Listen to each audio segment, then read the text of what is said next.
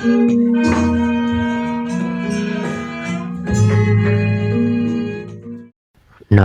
tassa bhagavato arahato sama sambuddhassa. Namo tassa bhagavato arahato sama sambuddhassa. Namo tassa bhagavato arahato sama sambuddhassa. Kalena dhamma sawanang etang manggalamuttamanti. Ya, selamat pagi semuanya. Namo Buddhaya. Bapak Ibu Saudara, sebelum kita masuk ke pembahasan hari ini, coba mau tanya, siapa di sini yang setiap hari minum kopi? Ada? Nah, beberapa ya. Tidak ada hubungannya dengan Dhamma Desana, tidak ada. Tanya saja. Jadi dulu saya tidak minum kopi sama sekali, tidak bisa. Kalau minum kopi langsung mual, ya. Terus sakit kepala.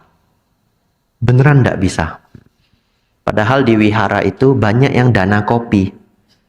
Jadi kopinya dari seluruh Indonesia. Kopi Aceh, kopi Lampung, kopi Gayo, lengkap. Jadi kalau wihara mau buat kafe sebenarnya bisa. Apalagi wihara di Jakarta. Umatnya banyak, ribuan.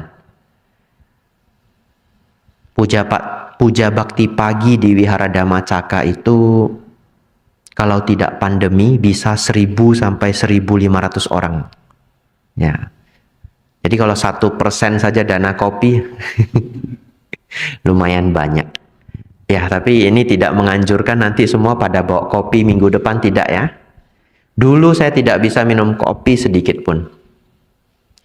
Akhirnya saya berangkat ke Thailand 4 tahun lalu. Jadi kita hampir 4 tahun tidak ketemu, kalau yang belum ketemu saya. Di sana itu belajarnya padat sekali jadwalnya. Apalagi selesai pelajaran di kelas, perjuangan saya belum selesai. Sampai di wihara, di kuti. Kuti itu kamar para biku, namanya kuti. Sampai di kuti harus belajar lagi. Dan yang paling gawat itu, kelas itu kadang itu masuk jam 1.30, kadang jam 1. Sedangkan para biku selesai makan siang jam 12. Kemudian biasanya ketemu umat dan sebagainya 20 menit, 30 menit. Tidak ada waktu istirahat 1 jam pun tidak ada. Apa yang harus diandalkan? Kopi. Jadi ketika saya di Thailand, saya memaksakan diri minum kopi. Jangan ditiru, ini cerita lucu-lucu saja. Terus saya minum kopi supaya bisa bertahan hidup. Supaya bisa belajar dengan konsentrasi penuh. Tapi mual bagaimana? Minum Milanta. Jadi ini benar-benar bawa penyakit ini. Minum kopi kalau mual, minum Milanta. Tetapi setelah 1-2 minggu, perut saya jadi kebal. Tidak perlu Milanta lagi. Nah, ini saya tidak di-endorse Milanta juga ya. Sebenarnya bukan Milanta, bahkan mirip Milanta. Di Thailand namanya obat ma cap kelinci. Namanya ya kratai. Kratai itu kelinci. Mirip sekali Milanta. Nah, tetapi ada problem baru. Ternyata kopi itu aneh. Setelah kita konsumsi 1 bulan, 2 bulan, setelah minum kopi juga nggak terasa begitu semangat. Betul ya? Akhirnya gimana solusinya? Nambah 1 gelas lagi. Akhirnya sehari konsumsi 2 gelas.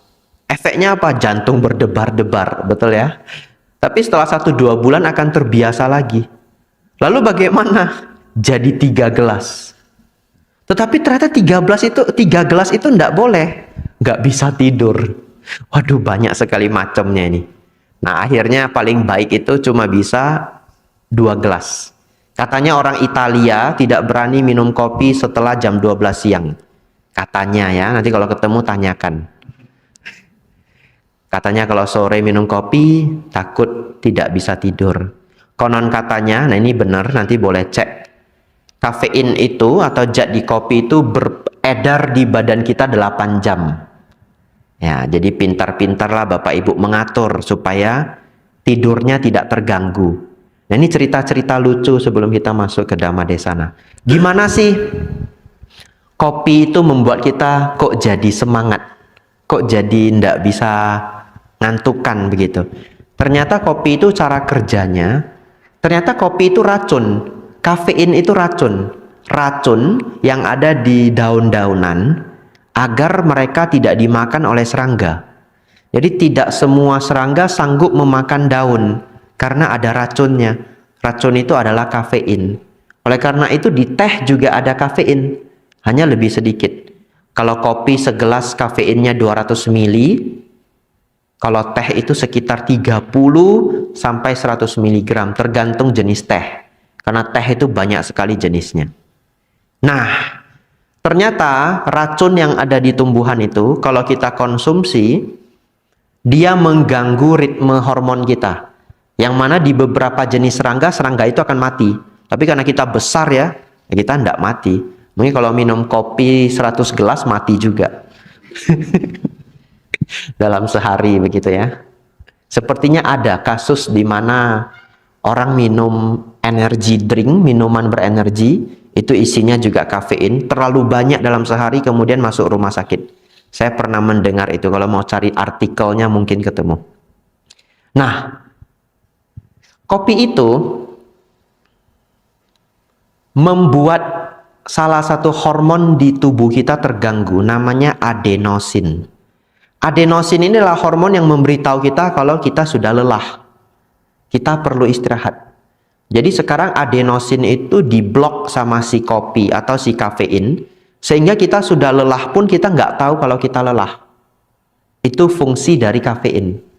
Nah, 2 hari ini saya mencoba untuk tidak minum kopi lagi. Setelah 4 tahun lebih minum kopi. Karena dulu seingat saya memang nggak bisa minum kopi. Nah, 2 hari ini saya mencoba untuk tidak minum kopi. Apa yang terjadi? Sakit kepala luar biasa. Nah, ada yang pernah mengalami? Beberapa pernah ya. Itu istilahnya adalah bahasa Inggrisnya withdrawal. Withdrawal itu efek penarikan. Jadi karena kita nggak masukin zat itu lagi, kita mengalami withdrawal. Jadi ternyata kopi dalam taraf tertentu cara kerjanya mirip-mirip narkoba. Taraf tertentu ya, tapi tidak sampai masuk ke narkoba. Nah, nanti jangan dipotong klipnya nih. Nanti bisa viral. Kopi dianggap narkoba ya bukan ya, tapi bisa membuat adiktif. Jadi bahkan ketika kita tidak konsumsi, kita withdrawal. Nah, ketika kita tidak mengkonsumsi kopi itu apa yang terjadi? Badan ini lemas terus. Kenapa lemas? Karena begini, ini terakhir ya. Kalau kita minum kopi, hormon adenosin itu diblok. Kita lelah pun merasa tidak lelah. Apa yang harus dilakukan badan? Hormon itu diproduksi lebih dari biasanya supaya orang ini tahu capek. Karena kalau nggak tahu capek, kerja terus bisa mati. Kerja terus itu beneran bisa mati. Jadi saya pernah, bukan pernah, teman sendiri meninggal karena ngurus anaknya. Anaknya baru lahiran, kemudian jaga bayi itu capek luar biasa ya. Setelah beberapa mungkin bulan pertama atau bulan kedua saya lupa, meninggal. Jadi manusia terlalu lelah itu bisa meninggal. Dan di Jepang itu kadang karyawan meninggal karena bekerja terlalu keras. Ini serius, nanti cek Google silahkan. Nah, jadi karena adenosinnya kita blok, kita jadi tidak tahu capek. Tubuh itu produksi lebih dari biasanya, ngejar supaya kita bisa ngantuk. Jadi ketika 1 hari tidak masuk kopi, tidak diblok, hormon yang bikin capek ini membanjiri badan kita. Nah, jadi saya 2 hari ini merasa seperti habis hiking. Lemas, lesu begitu. Tapi tidak apa-apa, pengalaman yang menarik. Jadi saya jadi bisa tahu, oh mungkin, ini mungkin ya, betapa beratnya mereka yang mau berusaha berhenti narkoba. Ini hanya kopi. Jadi saya semalam itu sakit kepala seharian. Tetapi saya jadikan pengalaman, oh sakit kepalanya seperti ini gitu. Ya hari ini saya bisa senyum, semalam nggak bisa. Tapi katanya efeknya hanya 3 hari sampai 1 bulan, tergantung. Setiap orang berbeda-beda. Tapi saya cukup terkejut. Hari ini saya sudah termasuk semangat. Ini hanya seperti ibarat ngantuk 25%. Kemudian kalau baca sesuatu, habis baca lupa, baca lagi. Tapi katanya 3 hari sampai 1 bulan, dan efek setiap orang berbeda-beda. Nah, nanti yang mau berhenti kopi silahkan. Sakit kepala dulu ya. Ya enggak berhenti juga enggak apa-apa. Tapi minum saja setiap hari ya. Ya Bapak Ibu Saudara, satu kebahagiaan kita bisa berkumpul di sini. Sepertinya ini puja bakti pertama ya dari masa wasa. Ya, ini puja bakti bersama. Karena di atas sedang renovasi, kita pindah ke bawah. Tapi ternyata suasana yang sempit ini jadi merasa lebih akrab kalau bagi saya, ya. Jadi Bapak Ibu Saudara, hari ini saya ingin cerita beberapa hal. Yang pertama adalah di dalam literatur Buddhis ada satu cerita yang baik untuk kita pelajari, sangat baik. Dulu ada seorang wanita. Wanita ini kurus kering. Karena kurus kering, dia dipanggil Kisa, K-I-S-A. Ya, namanya adalah Kisa Gotami. Gotami si kurus kering. Ya, kata Kisa itu artinya kurus. Nah, saudari Kisa ini selain kurus, dia juga lahir di kasta yang rendah, ya, dan juga di keluarga yang miskin. Tetapi dia sangat baik hati, sangat baik hati. Tapi bagaimanapun orang sulit melihat kebaikan hatinya karena penampilannya yang tidak menarik. Inilah privilege atau hak khusus dari mereka yang cantik atau tampan. Misalkan kalau tampan, banyak bicara, katanya apa? Dia pinter komunikasi. Tapi kalau tidak tampan sekali, ya, banyak bicara dibilang apa? Cerewet sekali. Nah itu memang hak istimewa. Kalau yang sangat tampan, banyak berkegiatan, ya, di bahasa Medannya lasak, jalan sana, jalan sini, ngerepotin ini, ngerepotin itu. Wah, dia aktif orangnya. Aktif, sociable istilahnya itu, bisa bersosialisasi. Tapi kalau nanti yang tidak tampan sekali, ya, wah ini banyak tingkah, jalan sana, jalan sini. Ya jadi akhirnya kasihan. Kisah ini walaupun sangat baik hati, kebaikan hatinya tidak terlihat. Karena dia kurus kering, kastanya rendah, keluarga miskin. Tapi satu hari ada orang kaya yang melihat kebaikannya dan tersentuh. Akhirnya dia meminta atau mengambil, ya, meminta Kisah ini menjadi istrinya. Menikahlah mereka. Tetapi bagaimanapun Kisah ini di dalam keluarga pun tidak dihargai karena bibit bebet bobotnya jelek, tidak dihargai. Apalagi dia dari kasta rendah. Saya ceritakan sedikit betapa mengerikannya masalah kasta di India. Di India itu bahkan ada katanya pembunuhan suci. Pembunuhan suci itu karena pernikahan dua kasta yang berbeda. Tapi pembunuhnya itu tidak terang-terangan. Kadang kasta tinggi, misalkan wanitanya kasta tinggi, laki-lakinya kasta rendah. Laki-lakinya itu bisa dibunuh. Nanti dibunuhnya bagaimana? Misalkan ketika naik bus umum itu didorong gitu. Dan sebaliknya. Misalkan laki-lakinya yang kasta tinggi, perempuannya yang kasta rendah juga bisa dibunuh. bunuhnya bagaimana? Kadang pembunuhnya bisa datang sampai ke rumah, membunuh terang-terangan, kemudian diikat digantung. Jadi seakan-akan gantung diri.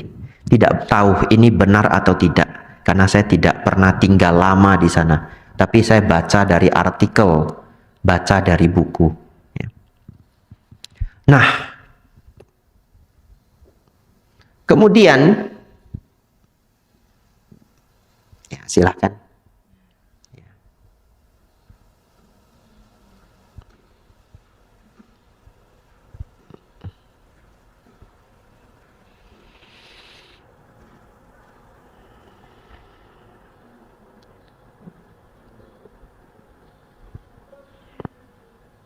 Nah, saya pernah melihat video. Video itu adalah pernikahan dua kasta yang berbeda. Akhirnya laki-laki itu ketika di pasar, ini saya lihat videonya langsung dan sangat mengerikan. Ketika dia di pasar, tiba-tiba tidak ada angin, tidak ada hujan, dia ditinju oleh orang. Dari depan, kiri, kanan, dan sebagainya. Akhirnya meninggal.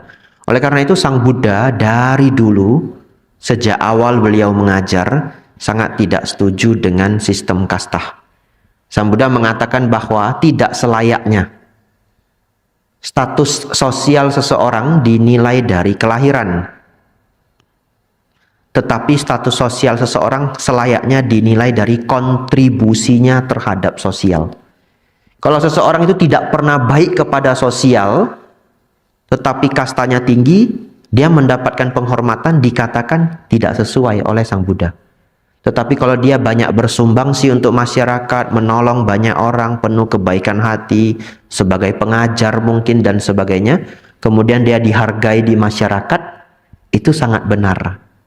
Dan kemudian kalau misalkan dia berbuat buruk kepada sosial, ya dia tidak dihargai oleh sosial. Nah, Bapak Ibu Saudara, itulah yang terjadi di zaman Sang Buddha dulu. Bahkan terjadi hingga zaman sekarang. Mengenai kasta ini banyak sekali kisah. Ya. Bapak Ibu Saudara, akhirnya satu ketika kisah ini melahirkan seorang putra. Begitu dia melahirkan seorang putra, nah disitulah dia mulai disayang. Ya. Katanya menantu mulai disayang kalau melahirkan anak laki-laki. Di Asia pada umumnya ya. Di Asia pada umumnya. Jadi dia mulai sangat disayang karena punya anak laki-laki. Wah, bahagia sekali dirinya. Mulai disayang oleh mertuanya. Kalau suaminya ya dari dulu bisa menerima dia, tapi dia mulai disayang oleh mertuanya. Tapi singkat cerita, satu ketika anaknya meninggal. Jadi begitu anaknya meninggal, habislah sudah ya. Apa yang sudah dia dapatkan, dia mulai dihargai dan sebagainya, habislah sudah. Dia tidak bisa menerima anak bayinya itu, putra bayinya itu meninggal, dia tidak bisa menerima.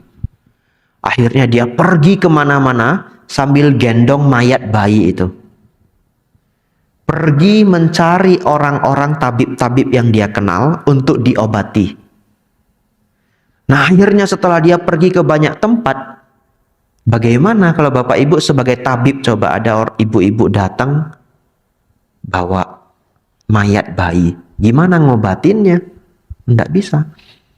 Akhirnya dia bahkan dicela oleh banyak orang, itu udah meninggal, tidak bisa disembuhkan lagi gitu, dan sebagainya dan sebagainya.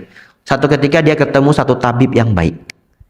Tabib ini tahu bahwa yang sakit itu sekarang sudah bukan bayinya, tetapi adalah ibunya. Tabib ini lantas menganjurkan, coba kamu cari Samana Gotama, Sang Buddha Gotama. Mungkin dia bisa membantu Anda. Lalu ibu kisah ini bilang, bisa dia menghidupkan anak saya lagi? Bisa. Mungkin bisa. Dikatakan begitu ya. Mungkin bisa. Tapi Bapak Ibu jangan tiru. Nanti ada orang bermasalah di luar, coba cari Bante Abhijato di Wihara Dharma Sundara. Bisa nanti masalah saya selesai? Mungkin bisa gitu ya. Ya enggak apa-apa juga. Ya boleh ya, diajak puja bakti, meditasi hari Selasa ya boleh ya, sangat baik. Sharing-sharing di sini boleh. Nah, Akhirnya Ibu Gotami itu datang pergi mencari Sang Buddha. Begitu ketemu, sama, dia minta, oh Buddha, tolong sembuhkanlah anak saya. Anak saya sakit, sudah diam beberapa hari, tidak mau makan, tidak mau minum. Wah, ini sudah meninggal, bukan sakit lagi. Lantas apa yang dilakukan Sang Buddha? Sang Buddha meminta ibu ini, anakmu bisa hidup kembali. Kalau kamu bisa menemukan biji lada dari keluarga yang tidak pernah mengalami kematian, bisa hidup lagi, bisa hidup lagi. Mulailah dia pergi ke rumah-rumah, mengetuk pintu, meminta biji lada. Ya orang pasti kasih ya. Kalau bapak ibu ada orang ibu-ibu tiba-tiba datang minta biji lada sedikit, ya kita pasti kasih. Kalau ada, zaman sekarang sudah bubuk ya. Akhirnya dia dapat. Setiap dia mendapatkan lada, ibu ini lantas bertanya, ada tidak di keluarga kamu yang meninggal? Ada. Wah, ini lada tidak bisa dipakai ya. Pindah lagi ke tempat lain. Pindah lagi. Tidak pernah ketemu. Tidak pernah ketemu. Karena setiap orang pasti ada keluarganya yang meninggal. Kalau enggak kakek, ya kakek buyut. Ya tidak ada. Tidak ada yang tidak meninggal karena orang umurnya cuma 100, 110. Itu sudah hebat sekali 110. Ya 100 saja sudah hebat. Jadi kalau 3 generasi pasti sudah akan ada yang meninggal. Tidak ketemu. Akhirnya setelah dia pergi kemana-mana tidak ketemu, akhirnya dia sadar, ya memang tidak ada orang yang tidak mengalami kematian. Apalagi kalau kita hanya mendengar sekilas ini, kita tidak tahu apa yang dialami oleh Ibu Kisah ini. Tetapi coba kalau kita pelan-pelan seperti mendalami apa yang dia jalankan. Mungkin dia ketuk pintu dari seseorang, kemudian ditanya, pernah tidak keluarga Anda mengalami kematian? Barangkali dia juga mendengar, iya, putri saya meninggal, iya, cucu saya meninggal, iya, nenek saya meninggal, iya, anak putra saya meninggal. Jadi dari perjalanan dia meminta lada itu, dia tidak hanya bertanya sekedar itu, tetapi beberapa orang pasti juga menceritakan kemalangan apa yang mereka derita. Jadi itu membuat dia menjadi sadar bahwa ya kematian bisa terjadi pada setiap orang, dialami oleh setiap keluarga.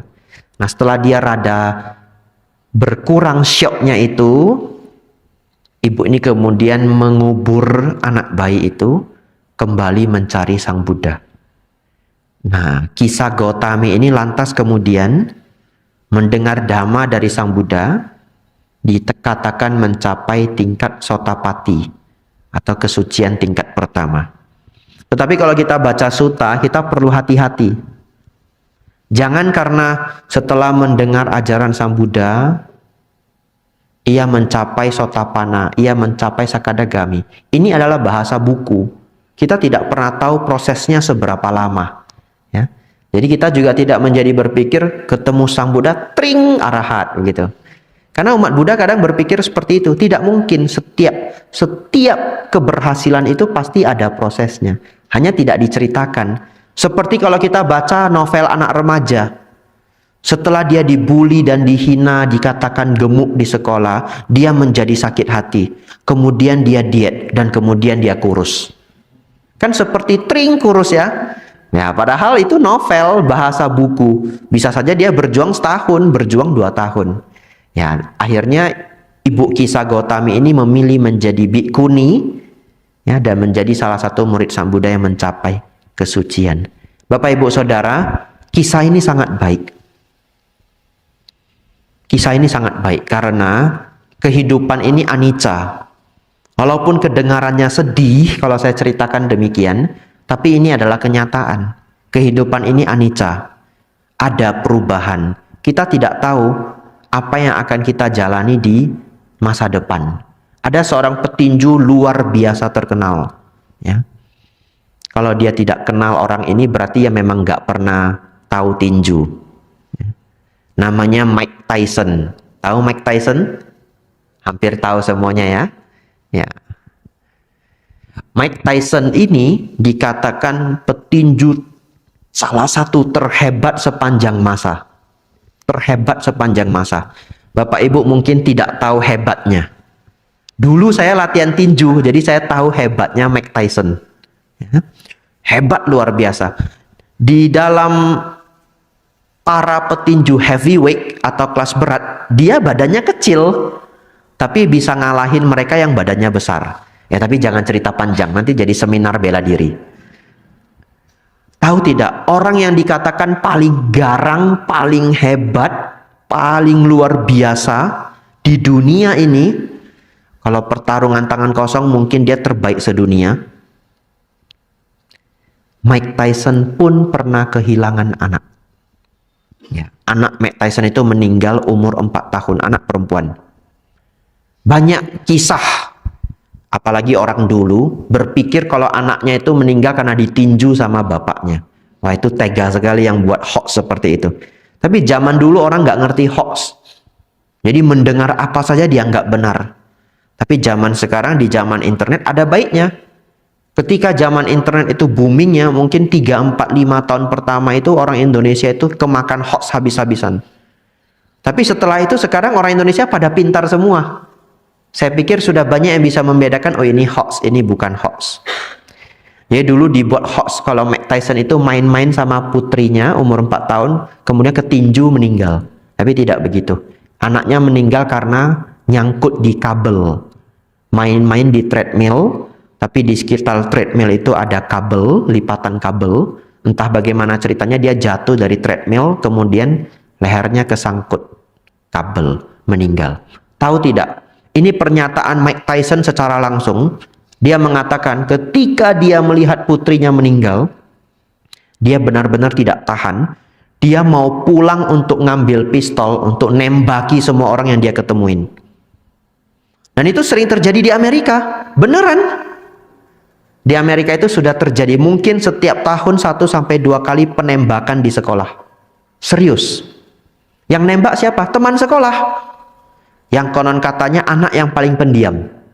Nah, di Amerika itu mereka seneng ngebully anak pendiam. Dibully, sudah nggak tahan, satu hari, dor. Beneran. Nanti korbannya 8, korbannya 10. Juga penembakan liar di jalan itu benar-benar terjadi. Karena orang yang sangat menderita. Di Amerika, di Thailand pernah terjadi 1 kali dan saya cukup terkejut. Tentara karena saking marahnya dengan atasannya, marah luar biasa, tapi dia nggak bisa meluapkan ke atasannya. Dia curi senjata, turun ke jalanan, nembaki semua orang yang dia temui. 30-an orang meninggal kalau saya tidak salah. 2 tahun yang lalu, insiden 2 tahun yang lalu. Nah, tetapi apa yang membuat Mike Tyson ini cancel, ngebatalin niat dia untuk berbuat jahat itu? Karena waktu itu dia ada di rumah sakit anak. Jadi begitu dia keluar dari rumah sakit, keluar dari kamar perawatan anaknya, dia lihat di luar ada seorang ibu yang sedang menggendong anaknya yang sudah meninggal. Jadi mirip sekali dengan kisah Gotami ini. Dan ibu itu menangis sedemikian rupa karena itu adalah rumah sakit anak. Di situ dia sadar kalau bukan anak dia saja yang meninggal. Orang lain juga mengalami kemalangan serupa. Anaknya meninggal di rumah sakit itu. Jadi melihat hal itu, Mike Tyson lantas mengurungkan niatnya untuk membunuh asal-asalan. Jadi kisah tentang kisah Gotami ini, walaupun terjadi di zaman Sang Buddha, beneran bermanfaat untuk kita pahami. Jadi kalau Bapak Ibu, ya jangan ya. Jangan. Kalau mungkin ada siapa begitu, ada kemalangan yang sangat buruk ya. Ya, kalau dia sudah agak tenang, berikanlah nasihat-nasihat yang baik. Ya, kalau dia bisa menerima. Kalau dia tidak bisa menerima, ya sudah, waktu yang akan menyembuhkan. Ya, karena luka yang berat itu sangat sulit untuk disembuhkan. Oleh karena itu, hari ini Puja Bakti belajar Dhamma. Kalau Bapak Ibu sudah punya Dhamma, ketika Bapak Ibu mengalami hal yang tidak baik, tidak menyenangkan, Bapak Ibu lebih kebal, lebih kuat. Bahkan kalau Bapak Ibu latihan Dhamma dengan baik, belajar Dhamma dengan baik, yang merupakan penderitaan bagi orang lain mungkin bukan penderitaan bagi Bapak Ibu. Itulah hebatnya Dhamma. Ya, tetapi harus dipelajari sebelum waktunya. Misalkan, kalau ada orang yang putus cinta, jangan Bapak Ibu sarankan ikut retreat. Iya. Ini selalu saya share kemana-mana. Kenapa? Dia sudah putus cinta, sakit hatinya luar biasa. Bapak Ibu suruh duduk 10 hari. Apa yang terjadi? Ini terjadi di Malaysia. Orangnya itu lompat ke sungai. Karena tidak bisa menerima. Jadi kalau orang sudah sakit hati, jangan disuruh retreat. Disuruh kegiatan-kegiatan, boleh. Ikut puja bakti, ikut kegiatan remaja, dan sebagainya, dan sebagainya. Kalau retreat, saya pikir dia tidak akan tahan. Belajarlah retreat sebelum ada tragedi. Ikut meditasi sebelum ada tragedi. Meditasi itu adalah membuat batin kita menjadi kuat dan kebal. Nah, ini sekalian saya iklan. Wihara Dharma Sundara ada latihan meditasi. Setiap hari Selasa jam 7 malam di sini. Setiap hari Jumat 7.30 malam di sini juga, ya. Sepanjang puasa. Sepanjang puasa nanti akan ada kelas meditasi hari Selasa malam, kelas Dhamma hari Kamis malam, sama-sama jam 7. Hari Jumat meditasi dipimpin oleh para romo, ya. Jadi kalau Bapak Ibu punya waktu, ikuti semuanya. Setidaknya untuk 2-3 bulan ini. Selama masa wasa, ada biku yang tinggal di sini. Untuk apa, Bante? Agar Bapak Ibu batinnya kuat dan bijaksana. Bapak Ibu Saudara, nah saya mengingat ada sosok namanya Tipat Kai. Ada yang ingat Tipat Kai? Tipat Kai itu temannya Kerasakti, ya, yang bentuknya babi, ya. Tapi itu novel, ya, jangan dianggap Kerasakti itu benar-benar ada. Itu novel.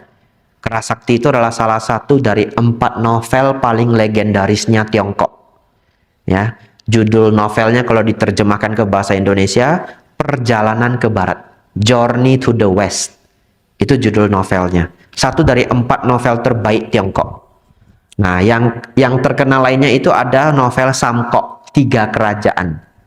Nah, lalu ada 2 novel lainnya. 3 novel legendaris. Yang satu lagi tentang percintaan, tapi saya tidak hafal judulnya. Nah, Sampai Engtai, ya. Nah, itu Sampai Engtai tentang percintaan. Saya tidak pernah baca, jadi tidak hafal. Karena sulit masalah percintaan, masuk ke kepala saya sulit. Mumbal. Sudah tutup jodoh saya, jadi membal. Bahkan di Wihara Mendut itu, kuti kami itu depannya ditanami kelapa. Pohon kelapa 3. Katanya kalau rumah depannya ada pohon kelapa, sulit jodoh. Katanya, bagus juga. Jadi di samping-samping kuti ditanami kelapa. Biar bikunya sulit jodoh. Biku ndak boleh punya jodoh. Ya, Tipat Kai ini sering ngomong, demikianlah cinta. Penderitaannya tiada akhir, betul ya? Ya, hari ini saya ingin membahas mengenai umat Buddha apakah harus menikah atau tidak menikah, gitu. Boleh keduanya. Inilah luar biasanya ajaran Sang Buddha, tidak memaksa. Seseorang ingin menikah boleh, tidak ingin menikah boleh, ya. Mungkin beda dengan ajaran lain yang harus menikah, harus menikah. Di ajaran Buddha tidak ada paksaan. Tetapi dilakukan dengan baik, ya. Kalau Bapak Ibu memutuskan untuk tidak menikah misalkan, ya boleh. Ada 2 opsi. Kalau senang meditasi, mau menjalankan winaya, sangat baik, ya, menjadi samanera atau atasilani. Kemudian menjadi biku kalau ingin berlatih dhamma. Nanti saya tidak ingin menikah tapi juga tidak ingin jadi biku, ya boleh, ya. Nabung duit banyak-banyak, ya. Bersiaplah untuk hidup sendiri, kan begitu ya. Tapi di negara maju sudah ada panti, bukan panti jompo, namanya senior housing, rumah orang senior. Kalau yang duitnya super banyak, di Indonesia sudah ada 3 tempat. Satu di Jawa Tengah, tapi saya tidak hafal nama tempatnya. Di Thailand cukup banyak, dan di Singapura. Apa itu senior housing? Jadi bagi mereka yang sudah sepuh, tidak ada keluarga, tapi kadang mereka ada keluarga, tapi nggak mau tinggal dengan keluarganya. Kenapa? Karena senior housing itu bukan rumah jompo. Ya, enggak apa-apa. Lanjutkan ya. Senior housing itu bukan rumah jompo.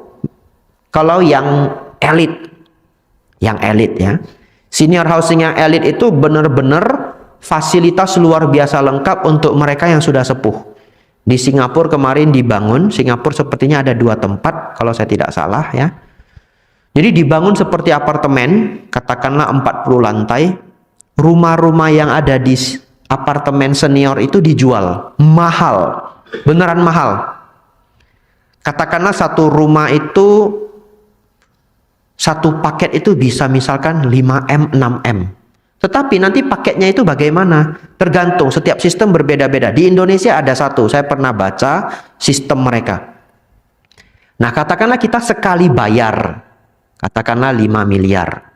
Kita tinggal di rumah itu mendapatkan kebutuhan dan perawatan sampai meninggal. Sistemnya seperti itu. Di Indonesia sudah ada satu tempat. Saya lupa tempatnya di mana. Satu kali bayar. Kalau saya tidak salah 2M atau 1,7M, saya lupa. Kita akan dijaga sampai mati. Tapi kalau senior housing di Singapura, kenapa banyak orang yang keluarganya baik-baik saja, tidak ada masalah, tapi dia memilih tinggal di senior housing yang bagus ini? Kenapa? Karena klubnya banyak. Beneran ada klub catur, klub biliar, nanti yang main-main ya tua-tua semua. Tidak seperti persepsi panti jompo kita di Indonesia. Kalau masuk panti jompo itu kayak jelek sekali begitu ya. Kalau di sana tidak, karena mahal. Kemudian nanti cucunya, anaknya ya datang, ya seperti apartemen pada umumnya. Ya datang main-main. Tapi mungkin mereka yang tinggal di apartemen senior ini bisa lebih panjang umur. Kenapa? Karena ada dokter dan suster yang standby di apartemen itu. Jadi begitu ada masalah jantung, ada stroke atau apa, tekan bel saja dokternya tinggal naik. Kalau kita tinggal di rumah, nelpon ambulans, tidak tahu kapan datangnya. Kadang Grab duluan datang. Zaman sekarang kan orang nelpon ambulans, nelpon Grab juga, betul ya? Nah, Grab duluan datang gitu. Ya, jadi di negara maju, apalagi mereka yang tidak punya keluarga, mereka sudah ada solusi senior housing. Bahkan di Amerika banyak orang yang kalau masa mudanya dia kerja, nabung, cita-citanya apa? Sudah tua ingin masuk senior housing. Tapi konsep ini sangat membingungkan bagi orang Indonesia. Gimana cita-cita masuk rumah jompo? Anda ada cerita itu di Indonesia ya. Tapi ini hanya informasi, kita sharing-sharing ya. Bagi yang tidak ingin menikah, jalanilah hidup dengan baik dan banyak menabung. Tapi bagaimana kalau seseorang ingin menikah? Nah, ini pembahasan terakhir kita. Kalau Bapak Ibu Saudara memutuskan untuk menikah, lah ini rata-rata yang hadir sudah menikah semua. Yang belum menikah sedikit, ya. Yang tidak menikah saya gitu. Ya, keputusan untuk menikah itu tentu ada suka dukanya. Ini kebenaran ya, kebenaran. Menikah pasti ada suka dukanya. Dulu waktu saya les bahasa Inggris waktu saya kecil, ada guru saya aktivis Mahayana. Dia sering nerjemahkan buku Mahayana, rajin sekali. Namanya Dr. Lenny Lee MA. Jadi kita sebutnya karena Lenny Lee MA, ya kita bilang Ibu Lenny 5 gitu. Ibu ini pernah bilang, menikah itu seperti mata. Nah, bingung kan? Kenapa menikah ini seperti mata? Kalau kita sudah menikah katanya, 2 orang itu seperti satu insan. Seperti mata. Mata itu masuk debu aja tidak boleh, betul ya? Nah, jadi kalau sudah menikah 2 insan jadi satu, tidak boleh ada pengganggu. Debu masuk aja sakit. Nah, itu menikah. Katanya begitu. Nah, Bapak Ibu Saudara, kalau seseorang memutuskan untuk menikah, hari ini yang ingin sangat saya share adalah, yang ingin sangat saya titipkan adalah, pahamilah bahwa relationship atau hubungan itu tidak menjadi baik begitu saja. Ya, tidak menjadi baik begitu saja. Apa maksudnya?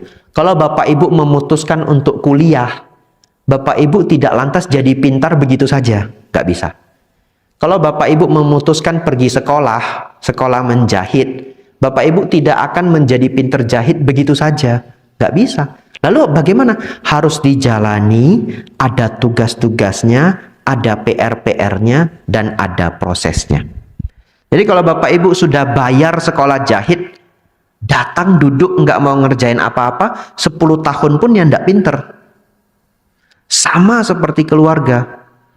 Sebegitu memutuskan untuk menikah, ada hal yang harus dilakukan. Hubungan itu tidak lantas menjadi berbunga-bunga seperti bunga di taman.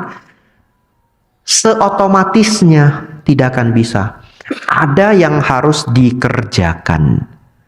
Apa yang maksudnya harus dikerjakan? Hubungan itu ditabung. Bagaimana tabungnya? Suami baik ke istri, istri baik ke suami. Continue. Saling menghargai, continue. Permasalahannya, karena sudah sangat dekat, saling menghargai itu agak sulit.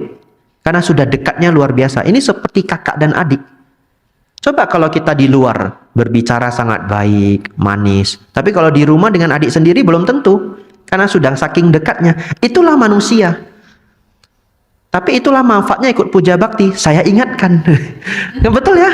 Saya ingatkan. Walaupun sangat dekat, penghargaan itu tidak boleh hilang.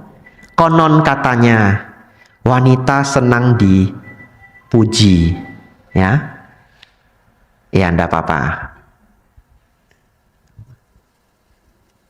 Ya, konsentrasi lagi ya. Ya. Kalau sinetron yang bagus itu sering ada iklannya. Jadi enggak apa-apa. Kalau iklan kita tunggu. Tidak boleh jadi kesal ya. Enggak apa-apa, wajar. Saya kalau mengajar ada gangguan tidak pernah masalah. Enggak apa-apa. Ya, tapi nanti dibantu untuk dikurangi ya suara-suara dan yang lainnya. Tapi enggak apa-apa. Enggak boleh jadi kesal. Yang mendengar juga enggak boleh kesal. Relax saja. Itu latihan ya. Nah, lanjut ya. Sampai mana tadi? Sampai menikah. Bagaimana? Nah, katanya wanita suka dipuji. Kadang-kadang malahan katanya wanita suka dibohongi. Katanya ya. Misalkan dia pergi ke salon, habis 500.000 atau 1 juta. Salon wanita itu mahal-mahal. Nggak tahu kenapa ya. Kalau kita pangkas mah murah ya. Saya cukur gratis saya. Cukur di tempat cukur mahal. Saya cukur gratis. Ada yang nanti mau cukur boleh cari saya. Tak cukurin. Biku itu pencukur profesional. Serius. Apalagi saya pernah tinggal di Thailand. Itu sering ada pabaja massal. Polisi, angkatan laut, angkatan darat, universitas. Kursinya itu bisa sampai 50, kadang 70. Para biku diturunkan, cukur massal. Jadi satu hari itu saya bisa cukur 12 orang, 13 orang begitu. Makanya saya ini profesional sekali nih mencukur ya. Ya. Jadi dia baru pulang dari salon, katanya mahal 500.000, 700.000 ya. Tanya suaminya, "Pak, ini gimana? Bagus tidak?" Jangan coba-coba. Laki-laki kadang lihat, apa bedanya ya? Bedanya di mana? Kok kayaknya sama? Nggak apa-apa, jawab saja. Bagus, gitu ya. Wah, bagus. Pantesan mahal ya. Ada harga, ada kualitas. Gitu ya. Konon katanya begitu. Saya kan tidak ada pengalaman. Jadi konon katanya begitu. Wanita senang dibohongi. Lah itu bukan bohong, itu tata krama saja ya. Ditanya bagus ya bagus begitu. Sudah cocok, cocok gitu. Padahal dalam hati apa bedanya ya? Dicari-cari masih belum ketemu bedanya apa begitu. Ya. Kemudian laki-laki itu senang diakui. Nggak dipuji nggak apa-apa, tapi jangan coba-coba tidak diakui. Nah, kenapa? Laki-laki itu secara genetiknya itu sangat kompetitif, sangat kompetisi. Itu sudah genetiknya. Kecuali nanti latihan dharma sampai menjadi arahat. Bahkan seorang anagami pun masih ada kesombongan. Cuma saya nggak ada waktu untuk menceritakannya. Kisah Bante Anuruddha. Anagami tingkat kesucian ketiga. Arahat itu tingkat kesucian keempat. Ya, manusia itu ya ada egonya. Kalau laki-laki katanya senang diakui. Jadi bapak ibu-ibu jangan suaminya pulang, enggak dia lebih hebat, kamu mah kalah. Hancurlah sudah. Saya tidak bisa bantu lagi. Suaminya tidak memuji, istrinya tidak mengakui. Susah dah ini. Konon katanya begitu ya, saya hanya pengamat. Kalau saya salah, mohon dimaklumi. Bapak Ibu Saudara, nah, ini ada 3 hal yang baik diberitahu ya, tidak lebih dari 10 menit. Ada 2 jenis kasih sayang di dunia ini. Bahasa Inggrisnya yang satu disebut conditional love atau cinta yang berkondisi. Satu lagi disebut unconditional love, cinta yang tidak berkondisi. Cinta yang tidak berkondisi itu seperti apa? Ibu dan ayah sayang ke anaknya, nggak ada kondisi. Anaknya mau pulang juara terakhir ya tetap sayang walaupun dimarah-marahi. Tetap sayang. Ya anak mau juara 1, mau juara terakhir, kalau anaknya sakit ginjal, orang tuanya rela nggak ngasih ginjalnya 1? Rela. Orang tua yang baik ya, orang tua yang benar, rela. Nggak ada cerita anak saya juara terakhir, nggak mau saya kasih ginjal, enak aja. Kalau kamu juara 1, ginjal saya kasih, nggak ada. Tapi kalau kamu juara 1, papa beliin motor, yaitu hadiah, reward, memajukan mereka. Tapi orang tua menyayangi anaknya tidak berkondisi. Apapun yang mereka lakukan, ya orang tua tetap akan sayang. Kadang anak itu sudah dewasa, pergi melanglang buana, gagal, umur 30 balik ke rumah, orang tuanya terima? Ya terima, ya enggak apa-apa. Orang tua selalu sayang anaknya tanpa kondisi. Tapi Bapak Ibu tahu, apakah cinta kasih sayang suami istri itu unconditional, tidak berkondisi? Belum tentu. Kalau cinta sejati sampai engtai mungkin iya. Tapi itu novel ya. Makanya dikatakan kalau tanya ke umat, ingin dapat pasangan seperti apa? Oh saya Bante ingin yang tidak merokok, tidak minum minuman keras, tidak galak, tidak jelek, tidak miskin, tidak ngambekan, tidak iri hati, tidak posesif, tidak ateis, tidak pernah ada. Betul ya?